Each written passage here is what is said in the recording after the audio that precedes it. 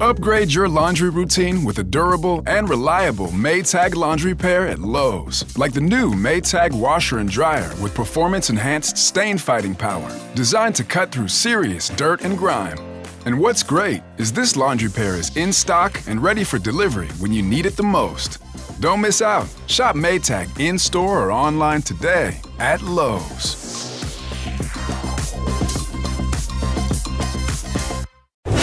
Breaking down every game, every day in Major League Baseball. This is the Baseball Betting Show. Here is your host, Greg Peterson.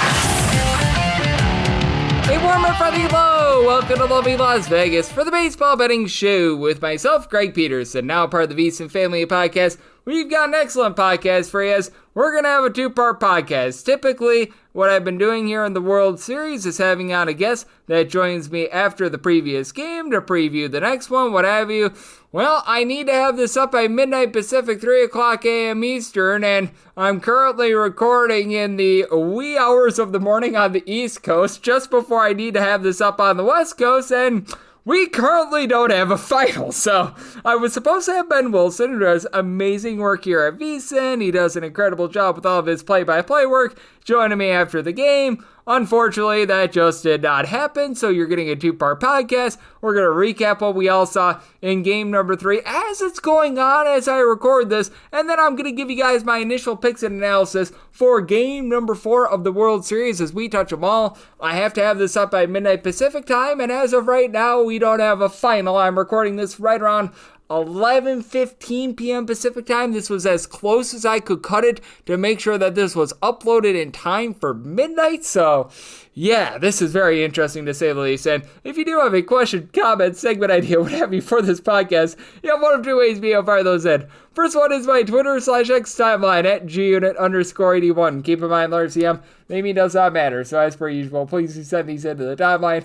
And the other way is find an Apple Podcast review. If you rate this podcast 5 stars, it is very much appreciated. From there, you're able to fire in whatever you'd like to hear on this podcast via that 5-star review. And how about if we unpack what we saw in the first 16 innings of this World Series, game number 3, trying to find some trends and trying to get to know these teams a little bit better. Games from yesterday is Greg buzzing about. Here is the rowdy recap. I'm having to record this while the game is not final to be able to get it up for midnight. That is how wild this World Series game is that I am recording right now. Now, I've got my initial handicap all set. If Shane Bieber or Shohei Ohtani have to go into this game in the 17th inning or later, that might change things. So, Twitter/X feed at @GUnit_D1 will have that updated handicap that I'll be giving you guys in the final segment if that does happen. But as I'm recording this, we're in the 17th inning, tied by a count of 5-5. Game went well over the total, so 2 of the first 3 games in the World Series have gone over the total, and for the Blue Jays, they have now played 7 out of their last 10 postseason games to the over, but my goodness gracious. You had Tyler Glasnow get completely lit up, 4 runs, 2 of which weren't given up in 4 2/3 innings. Now, he was not helped by a pair of errors out there in the field. Mookie Betts and Tommy Edman did not help him out, but from there, a Dodgers bullpen that has been much maligned actually came up very big. Anthony Banda gets it out of the bullpen scoreless. Justin Robelski, he was able to go 1 2/3 innings scoreless before Blake Trinan. He gave up a run in the 7th inning. He was not sharp, gave up 3 hits. And from there, this Dodgers bullpen has been absolutely lights out. Jack Dreyer and Roki Sasaki combined for 2 scoreless innings. Emmett Sheehan 2 2/3 innings scoreless in extras. Clayton Kershaw came into the game with the bases loaded in the 12th inning, stranded them. Now, I will say ball 4 was swung upon by Nathan Lucas, but he got out of it. From there, Edgar Enriquez 2 scoreless innings. As I am recording this, Will Klein is absolutely dealing in the 17th inning for the LA Dodgers. And for the Toronto Blue Jays, Mad Max Scherzer did not look like vintage Mad Max. 4 1/3 innings, he allows a pair of home runs as Teoscar Hernandez takes him deep. 5th home run in the postseason, and Shohei Ohtani his 7th home run in the postseason. Then Ohtani would take Sir Anthony Dominguez deep for his 8th home run of the postseason. And don't call his name, Alejandro Kirk did go deep off of Tyler Glasnow. On the flip side for the Blue Jays, his 5th of the postseason. He's been having a nice postseason, and ever since Mason Fluharty came in, gave up a run in a 1/3 of an inning, this has been a sharp bullpen for the Blue Jays. You did have Sir Anthony Dominguez give up that solo home run to Shohei Ohtani in the 7th inning, but Louis Varland, 4 outs out of the bullpen scoreless. Chris Bassett, hook, line, and sinker for a scoreless inning. Jeff Hoffman, who had a terrible regular season, he continues to be good here in the postseason. 2 scoreless innings. Braden Fisher, 1 1/3 inning scoreless. And from there, it's been Eric Lauer's game. As I am recording this, 4 2/3 innings scoreless. Most likely going to come back out for the 17th inning, as the only guy that has not come into the game for the Blue Jays as I record this is Brandon Little. And right now, as I am recording this, they've got Shane Bieber out there in the bullpen, and they might need him to come into this game. This is one of the wildest things that I've ever seen in baseball. This has been just absolutely top-notch entertainment. I'm going to give you guys my initial picks and analysis for game number 4 of the World Series, which I don't think will be quite as long as game number 3, as we touch them all on the flip side in a very weird edition of Baseball Betting Show with myself, Greg Peterson, now part of the VSiN Family Podcast.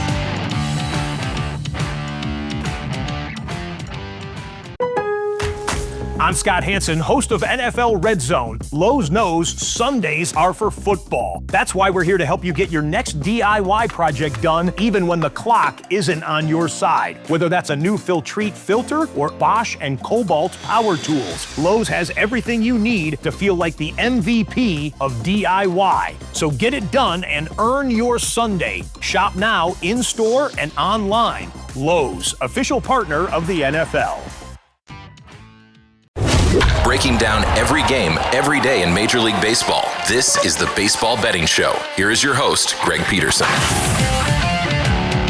And we're back here in lovely Las Vegas for the Baseball Betting Show with myself, Greg Peterson, now part of the VSiN Family Podcast. We appreciate the effort of Ben Wilson to join me after game number 3, but it ran so long that we couldn't have him aboard. So you guys got a short podcast today just because the thing ran so long into extra innings, but you know what? That's why we love postseason baseball. So we'll give the acknowledgement that Ben tried to join me, but the game ran so long that we couldn't do a post-game interview because it just went into the wee hours of the morning. So a big thanks to Ben for giving me the attempt of joining this podcast after game number 3. Now it is that time of the podcast I give you picks and analysis for game 4 of the World Series as we touch them all. If a game is listed on the betting board, Greg has a side and a total on it, so it is time to touch them all. Do note that as per usual, any changes that are made to these plays will be listed up on my Twitter/X feed at @GUnit_81.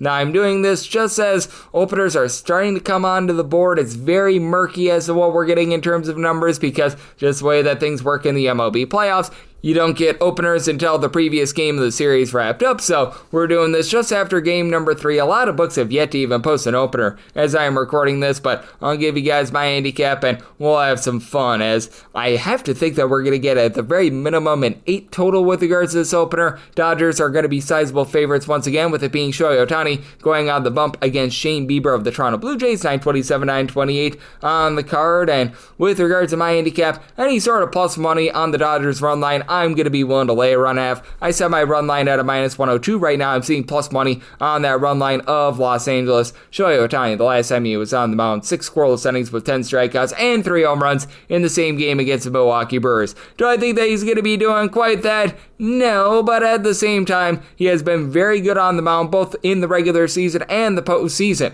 If you look at his regular season fielding independent, it was sub-2. He overall, between the regular season and the playoffs, is getting 12.4 strikeouts to fewer than 2 walks per 9 innings with a 2.75 ERA. Meanwhile, Shane Bieber on the flip side has had a fever for giving up homers. 3.76 ERA between the regular season and playoffs, giving up over 1.5 home runs per 9 innings, and now faces off against the Dodgers unit that has been number 1 in all of baseball in terms of run creation at home. They're averaging right around about 5.5 runs per game at home. With Max Muncy, he's done a nice job moving the line between the regular season and the postseason, over a 370 on base. I know that Teoscar Hernandez has not given you a lot of on base, but that said, here in the playoffs, 4 home runs entering into yesterday. Shohei Ohtani, 6 bombs entering into game number 3. He hasn't necessarily hit for average here in the playoffs, but you can tell that he got off to a little bit of a rough start. That series that he had against the Milwaukee Brewers wasn't necessarily necessarily great at the plate, but he's all of a sudden been able to find it. Sans at game number 4, obviously, against the Milwaukee Brewers. And then you just have the host of other guys, like even Freddie Freeman entered into game number 3, hitting just a 222 for the playoffs. We remember what he was able to do in the World Series last year. Mookie Betts, he's been able to give you over a 350 on base. He's been rock solid as well.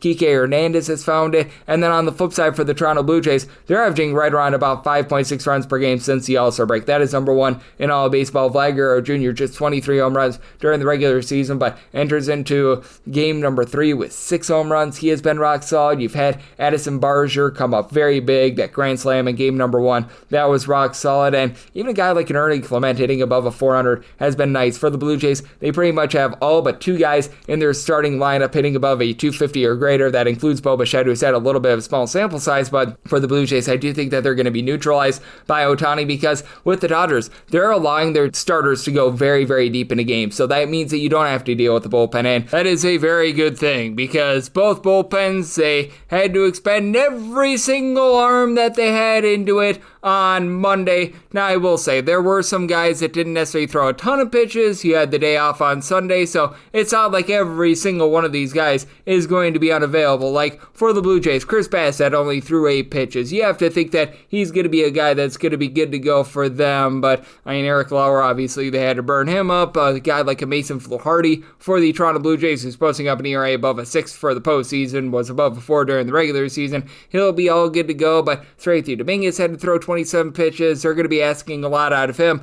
And for the LA Dodgers, with having just these guys going deep into games, it means that you're not going to need as many of these guys. Clayton Kershaw only threw 8 pitches on Monday. That's not necessarily the guy that you want in the postseason, but hey, you know what? He's pretty rock solid. Blake Trinan has had a terrible postseason. He was the guy that allowed that run in the 7th inning for the Blue Jays to be able to really extend that game, but Anthony Banda, Jack Dreher, they threw 5 pitches or less. With Dreher, he's actually been very solid here between the regular season and the postseason. Obviously, these guys like Roki Sasaki, Edgardo Enriquez, who threw 25 plus pitches, they're going to be a little bit spent, but with the LA Dodgers, I do think that it's a big advantage that they've been having these guys go deep in a game. I do think that the Dodgers, they pull off a win in game number 4. So even money or better, I'm in on that Dodgers run line, and an 8 or higher, I'm liking the under as well. And that'll wrap things up for the Tuesday edition of the Baseball Betting Show, now part of the VSiN family of podcasts. If you like what you're hearing from this fine podcast, Baseball Betting Show, you're able to subscribe wherever your podcasts, Apple Podcasts, Google Play, Spotify, Stitcher, and TuneIn.